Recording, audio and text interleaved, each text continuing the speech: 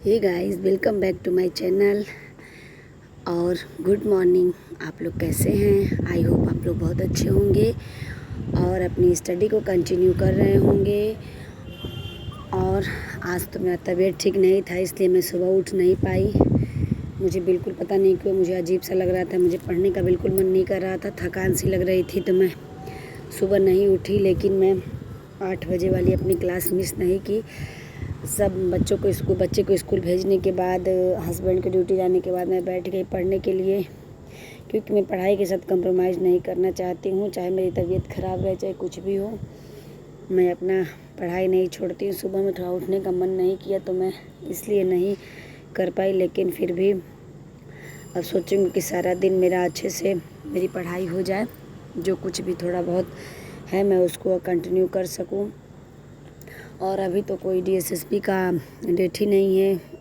YouTube पे तो सब लोग बोल रहे हैं कि हो सकता है कि सितंबर का स्टार्टिंग में हो एग्ज़ाम, तो फिर देखते हैं आगे क्या होता है। अभी तो कोई कैलेंडर जारी नहीं हुआ है। अभी जो जो एग्ज़ाम है उनके कैलेंडर जारी हो रहे हैं, लेकिन अभी टीजीटी पीजीटी का कोई कैलेंडर नहीं हुआ है। तो इसलिए खरगोश की चाल न चलते हुए मैं कछुए की चाल से ही चल रही हूँ। जितना हो सकता है अपना 100% देने की कोशिश कर रही हूँ।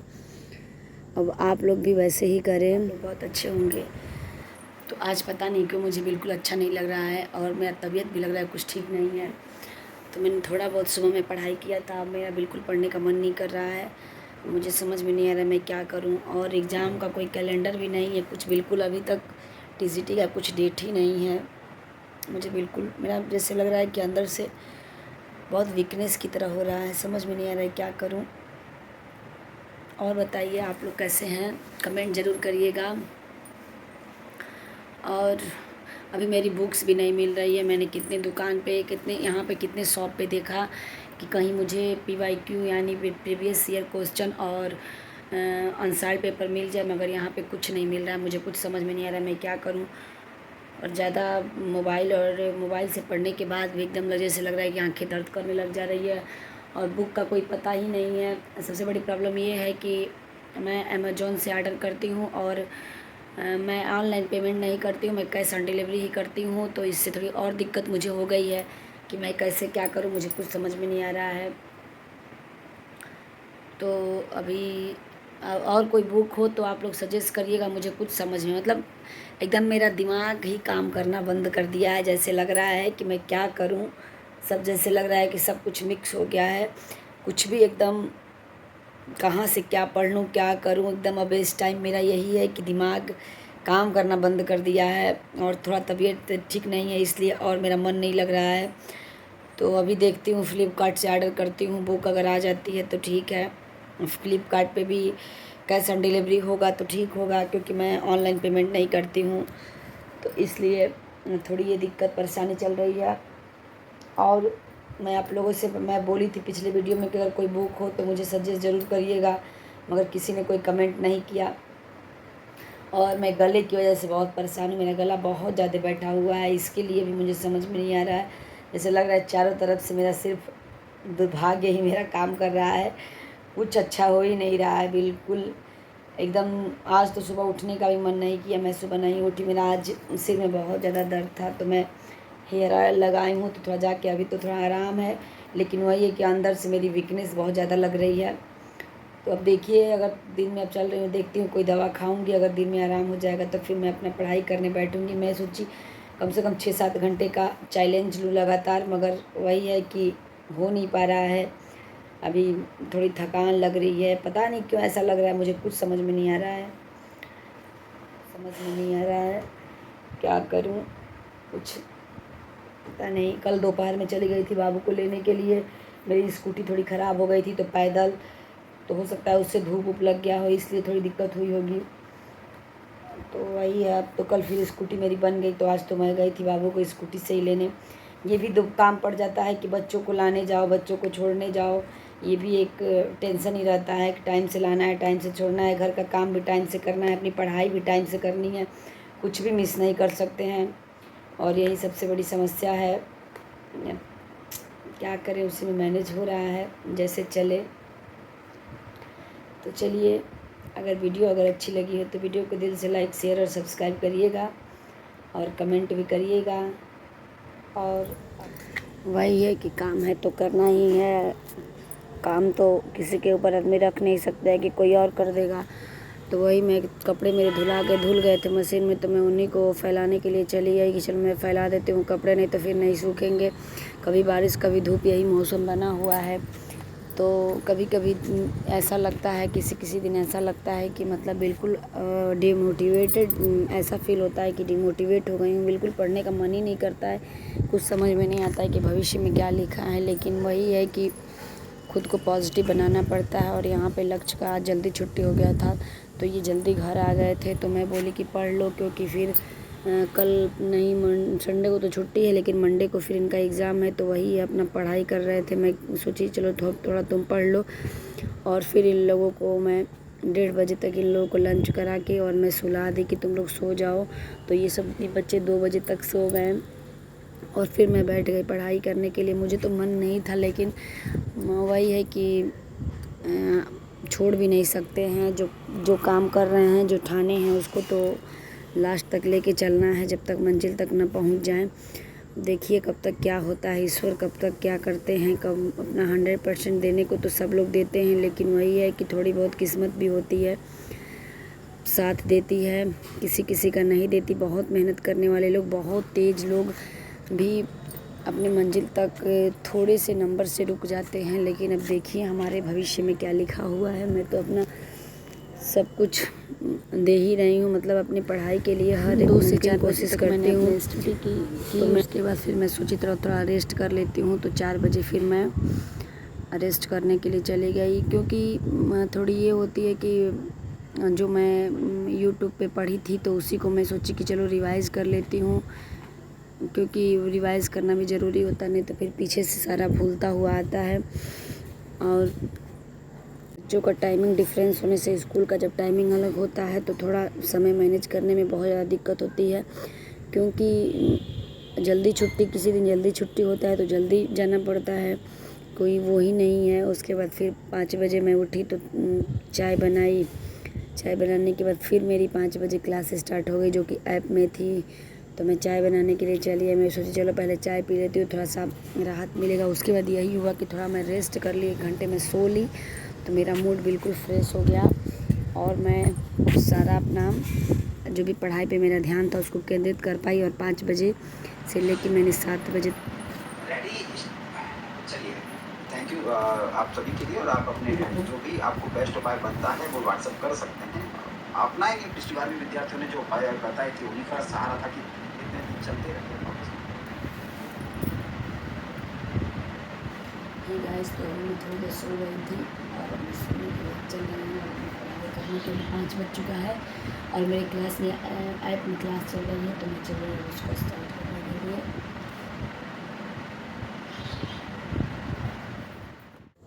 मैं ऐप की क्लास को स्टार्ट कर दी थी, क्योंकि रोज़ तो 6 बजे ऐप में क्लास चलती है, लेकिन आज सर ने जल्दी स्टार्ट कर दी, 5 बजे ही स्टार्ट कर दिया था।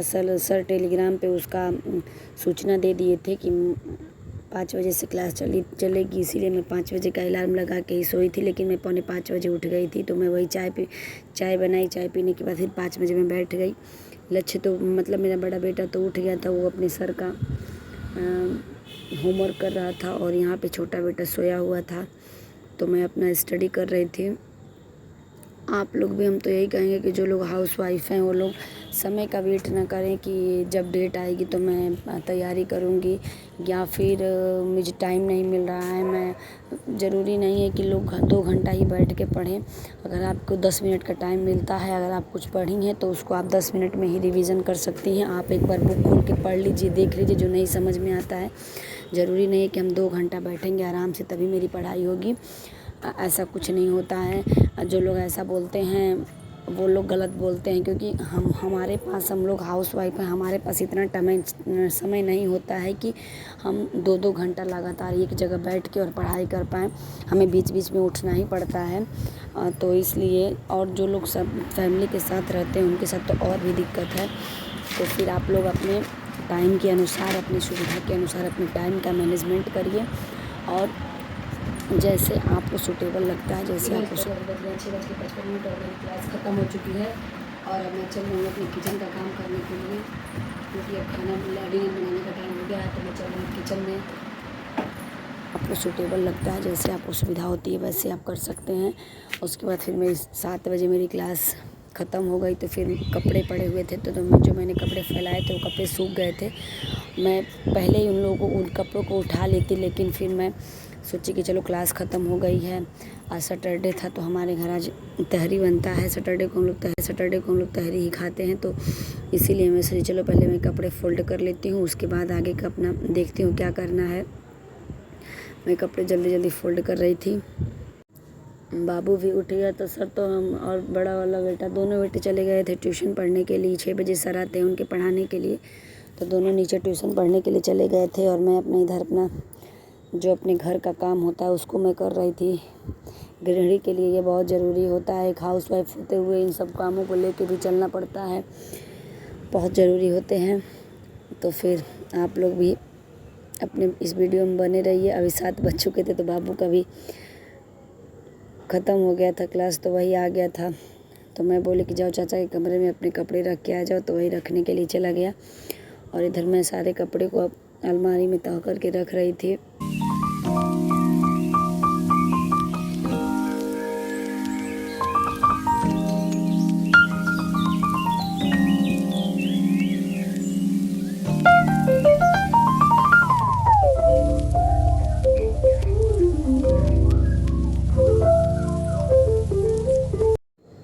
और कि कमरे का काम करने के बाद अब शुरू होता है किचन का काम, क्योंकि अब फिर डिनर का टाइम भी हो गया था। तो मैं यहाँ पे तहरी में डालने के लिए सब्ज़ी कट कर रही थी और बाबू यहाँ बहुत परेशान कर रहा था। तो मैं उसी को बोल रही थी कि परेशान ना करो, जल्दी जल्दी कर लेने दो। तो मैंने सब्ज़ी को कट कर लिया। अब मैं चलूँगी किचन में।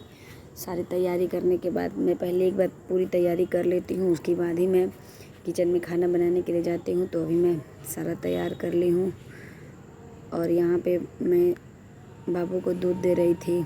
बाबू बोला कि मुझे दूध दे दो, तो मैं उसी को दूध दे रही थी कि दे दूँ, अपना वो दूध पी लेगा तब तक,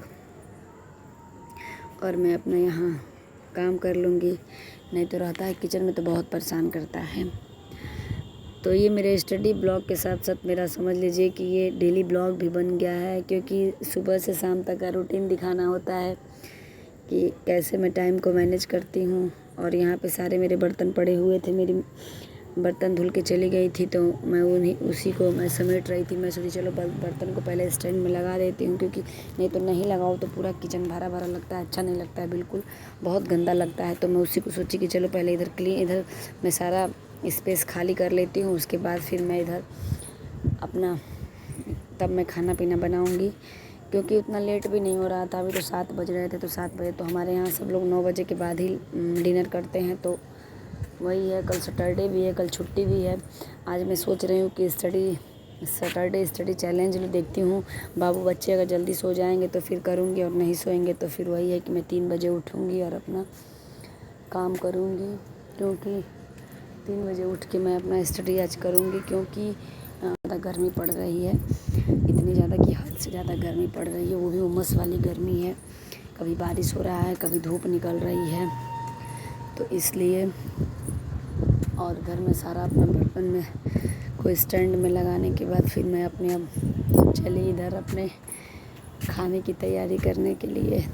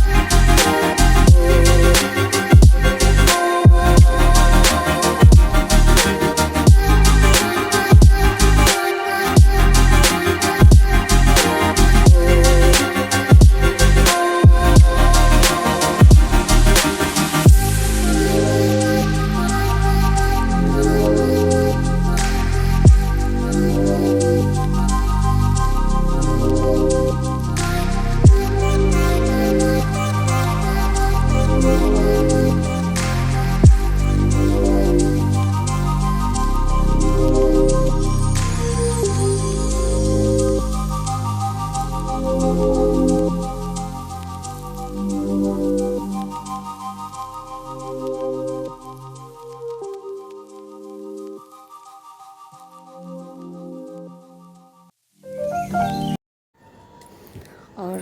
तहरी के साथ साथ मैं यहाँ पे बनाऊँगी मारवाड़ी रायता जो कि मेरे घर में सबको बहुत पसंद है, बहुत बहुत पसंद आता है। तो मैं वहीं पे यहाँ पे बना रही हूँ। देख सकते हैं आप लोग कितना सुंदर कलर आया हुआ है। आप लोग भी एक बार ट्राई ज़रूर करिएगा, ये बहुत टेस्टी लगता है।